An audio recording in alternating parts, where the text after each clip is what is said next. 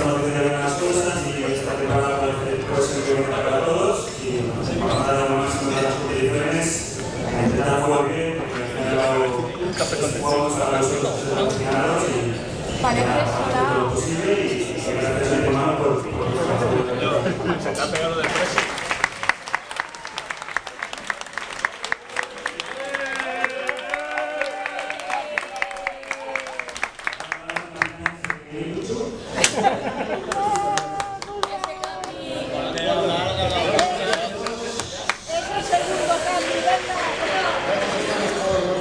El apoyo, yo estoy muy feliz, muy contento de estar aquí y espero todavía una buena temporada.